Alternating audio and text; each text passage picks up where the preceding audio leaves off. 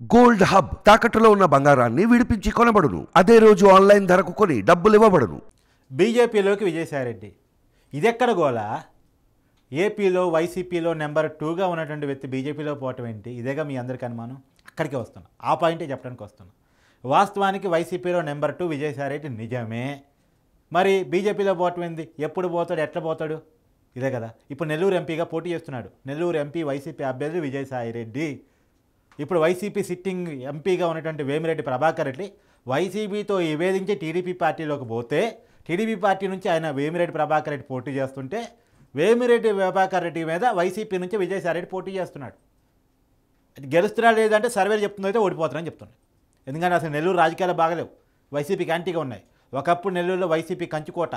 అక్కడ చాలామంది వైసీపీ నుంచి గెలిచిన వాళ్ళు పోయినసారి అంటే 2019 వైసీపీ నుంచి గెలిచిన వాళ్ళు మేకపాటి చంద్రశేఖర్ రెడ్డి గారితో మొదలు పెడితే ఆనం రామనారాయణ రెడ్డి గారు, కోటమిరెడ్డి సీతారెడ్డి గారు వాళ్ళంతా వాళ్ళ పార్టీని విభేదించి టీడీపీ పార్టీలోకి వచ్చారు.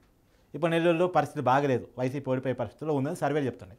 సరే, గెలుస్తున్నా ఓడుతున్నా ప్రజల చేతుల్లో ఉంది, అది పక్కన పెడితే అసలు విజయసాయిరెడ్డి బీజేపీలోకి ఎందుకు పోయే పరిస్థితి ఉంది? ఆ పాయింట్కి వస్తున్నాం. ఇప్పుడు మీ అందరికీ తెలుసు కదా, ఢిల్లీ లిక్కర్ స్కామ్ అనేది ఒక కేసు నడుస్తుంది.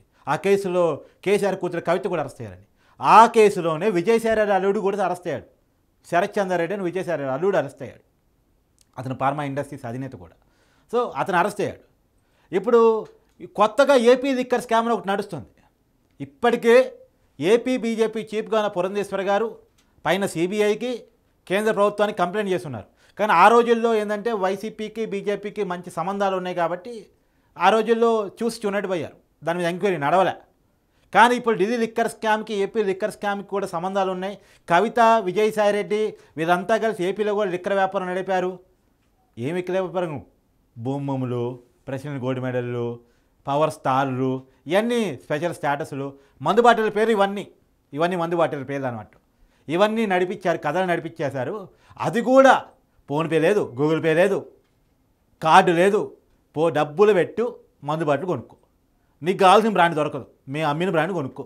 ఈ సర్కారీ మద్యం దుకాణాల్లో చేసిన పని. అసలు మద్యపాన నిషేధం చేస్తున్నారు, ఆ మద్యపాన నిషేధం పక్కన పెట్టేయండి, అది ఎట్టా చేయలేదు. అదిగాక మనం కోరుకున్న బ్రాండ్ ఉండకుండా వాళ్ళు కోరుకున్న బ్రాండ్ మన చేతికి అమ్మేసి ప్రజల వీక్నెస్ని అడ్డం పెట్టుకుని 100 కోట్ల వ్యాపారం చేశారు. ప్రజల నుంచి గట్టిగా డబ్బులు దండుకున్నారు. ఆ లిక్కర్ స్కామ్లో విజయసాయిరెడ్డి ఉన్నాడు. ఇప్పుడు అది తెలిస్తే, ఆ కేసు కనుక బయట తీస్తే విజయసాయిరెడ్డి జైలు బాలిన పరిస్థితి వస్తుంది. ఇప్పుడు ఢిల్లీ లిక్కర్ స్కామ్లో అరెస్ట్ అవటాలు, అది కూడా నెలల కొద్దీ సంవత్సరాల కొద్దీ తీహార్ జైల్లో గడపటాలు విజయసాయిరెడ్డి చూసిన తర్వాత ఇంకా మళ్ళీ ఆ స్కామ్లో ఇరుక్కోవాలని అనుకుంటాడా? ఆల్రెడీ జైలు జీవితం అంటే విజయసాయిరెడ్డి తెలుసు. ఎందుకంటే జగన్ గారి మీద ఉన్నటువంటి అక్రమాస్తుల కేసులు ఏవైతే ఉన్నాయో వాటిల్లో A1 జగన్మోహన్ రెడ్డి గారు అయితే A2 విజయసాయిరెడ్డి గారు. ఇప్పుడు అది కూడా ఉంది, అక్కడ కూడా వస్తున్నా. అక్రమాస్తుల కేసులో కూడా రఘురామకృష్ణరాజు గారు 2019లో వైసీపీ నుంచి గెలిచిన నరసాపురం ఎంపీ రఘురామకృష్ణరాజు గారు కోర్టులో పిటిషన్ దాఖలు చేశారు. అవి 10 సంవత్సరాలుగా బెయిల్లో ఉంటేంది, ఎంక్వైరీ హాజరు కాకపోవటం ఏంది, ఎంక్వైరీ జగన్మోహన్ రెడ్డి గారు హాజరు కాకపోవటం ఏంది, ఇది ఎక్కడ వల్ల ఏం చేస్తుంది ఎంక్వైరీ సంస్థ సిబిఐ అని చెప్పేసి సుప్రీంకోర్టులో పిటిషన్ దాఖలు చేస్తే సుప్రీంకోర్టు సిబిఐ మీద సీరియస్ అయింది. అది ఎందుకు జగన్మోహన్ రెడ్డి గారు మీరు ఎంక్వైరీ పిలవట్లేదు, బెయిల్ ఎందుకు క్యాన్సిల్ చేయకూడదు, మీరు అన్ని కారణాలతో అఫిడవిట్ దాఖలు చేయండి అని చెప్పి సిబిఐకి ఆదేశించింది. నిజంగా ఆ కేసు కనుక స్పీడప్ అయితే, ఒకవేళ బెయిల్ క్యాన్సిల్ అయినా కేసు స్పీడప్ అయినా A1కి జగన్మోహన్ రెడ్డి గారికి ఎంత ఇబ్బందో A2గా ఉన్నటువంటి విజయసాయిరెడ్డి గారికి కూడా అంతే ఇబ్బంది. రేపు పుట్టుక్కమని సర్వేలు చెప్తున్నట్టు ఒకవేళ కూటమి ప్రభుత్వం గెలిచిందనుకోండి, వైసీపీ ఓడిపోయిందనుకోండి, అప్పుడు ఏం జరిగిపోయింది?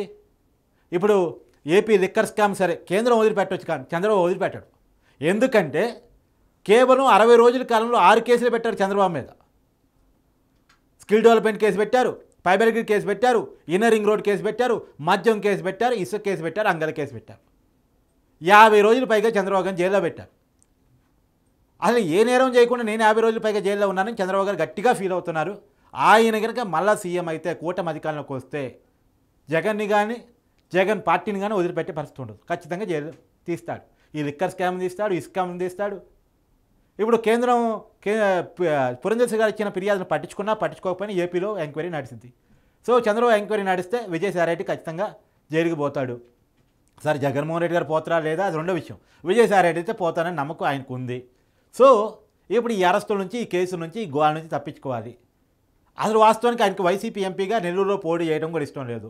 అప్పుడు వేమిరెడ్డి చేయనంటున్నాడు కాబట్టి విజయసాయిరెడ్డికి ఇచ్చారు. విజయసాయిరెడ్డి గారు చెప్పేది ఏంటి, నాకు రాజ్యసభ చాలు, ఏదో నా వ్యాపార అవసరాల కోసం నాకు పదవి తప్ప నాకెందుకు ప్రత్యక్ష రాజకీయాలు ప్రజల్లో. అసలు వాస్తవంగా విజయసాయిరెడ్డి ఎవరు? విజయసాయిరెడ్డి ఎవరు అంటే జగన్ చార్టెడ్ అకౌంటెంట్. రాజశేఖర రెడ్డి గారు ఉన్నప్పుడు వాళ్ళ బిజినెస్ చూసి చార్టెడ్ అకౌంటెంట్. తర్వాత వ్యాపార లావాదేవీలో ఏలు పెట్టేసి బిజినెస్ పార్ట్నర్ అయ్యాడు. ఇప్పుడు వైసీపీ పార్టీకి ప్రధాన కార్యదర్శి అయ్యాడు. నెంబర్ 2, నెంబర్ 3 పొజిషన్లో వైసీపీ పార్టీలో ఉన్నాడు. ఆయనకేమి వ్యాపార లావాదేవీలు తప్ప వ్యక్తిగత రిలేషన్స్ ఏమీ లేవు. ఇప్పుడు జగన్ అనుకున్న రక్త సంబంధాలే జగన్ వదిలేసి వెళ్ళిపోయాయి. షర్మిల వదిలేసి వెళ్ళిపోయిందా? గౌరవ దృష్టిలో విజయమ్మ దూరంగా ఉంటున్నారా? రక్త సంబంధమే కాదనుకున్న తర్వాత బిజినెస్ సంబంధం ఏముంది, వ్యాపార సంబంధం ఏముంది చెప్పండి. అందుకని విజయసాయిరెడ్డి వైసీపీని విడిచిపోడు అంటానికి ఏమీ లేదు. మన కళ్ళ ముందు షర్మిల విడిచిపోతుంది కనపడిన తర్వాత, విజయమ్మ గారు దూరంగా ఉంటున్నారని అనుకున్న తర్వాత, మన కళ్ళకి కనపడుతున్న తర్వాత ఇక విజయసాయిరెడ్డి గారు ఎప్పటికీ జగన్తోనే ఉంటారు, అది పెనవేసుకుపోయిన బంధం అంటానికి ఏం లేదు. ఆయన అవసరాలు ఒకవేళ రేపు మళ్ళీ వైసీపీ గెలిచే పరిస్థితి తిరిగి వైసీపీలోకి వస్తాడేమో, అది పక్కన పెట్టాడు కాక. ఈరోజు అయితే అది కేసులను తప్పించుకోవాలంటే ఇవాళ వైసీపీ ఓడిపోతే ఆయనకున్న మార్గం బీజేపీలో చేరటమే. ఆయన నెల్లూరులో కూడా ఓడిపోయాడు అనుకోండి, ఆయనకి ఏదో పదవి కావాలనుకోండి, ఉన్న రాజ్యసభని బీజేపీలో కంటిన్యూ చేయించుకుంటాడు, బీజేపీలో చేరిపోతాడు. ఏపీలో బీజేపీకి ఎట్టన పెద్ద నాయకులు లేరు కాబట్టి ఉన్న మేరకు మనతో ఉంటాడు. బిజినెస్ బాగా తెలిసినోడు, బాగా నడపగలిగినోడు, తెలివి ఉన్నోడు, చార్టెడ్ అకౌంటెంట్ కాబట్టి ఉంటాలని బీజేపీలో కూడా తీసుకోవచ్చు కాక. మరి బీజేపీలో బాగానే కేసులని పక్క పోతాయంటే ఏమో మరి పోవచ్చు. ఎందుకంటే వైసీపీ వాళ్ళు అంటుంటారు కదా, సురజన చౌదరిని, సీఎం రమేష్ని వీళ్ళంతా ఎందుకు బీజేపీలో పోయారంటే కేసులు తప్పించుకోవడానికి అంటుంటారు కదా. దేశంలో ప్రతిపక్షాలని ఆరోపిస్తుంటే కదా బీజేపీలో బాగానే పాతిత్రులు అవుతారు, పావనిత్రులు అవుతారని. అట్లా కావచ్చు కాక. ఏదైనా విజయసాయిరెడ్డి గారు తను సేఫ్ జోన్ చూసుకోవడం కోసం కేంద్రంలో అధికారంలో ఉన్నా రేపు రాబోయే బీజేపీలో చేరటం వల్ల ఇక్కడ చంద్రబాబు కూడా పెద్ద విజయసాయిరెడ్డి మీద దృష్టి పెట్టాడు.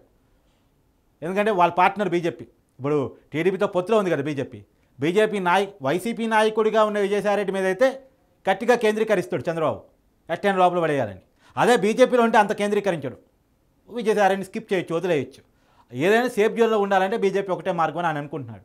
ఆయన టీడీపీలోకి పోలేడు, జనసేనలోకి పోడు, ఇప్పుడు ఉన్న ఆప్షన్ బీజేపీ కాబట్టి బీజేపీలో పోయే అవకాశం ఉంది. ఆయన ఆల్రెడీ బీజేపీ నాయకులతో టచ్లోనే ఉన్నాడు, ఎప్పుడు ఉన్నాడు.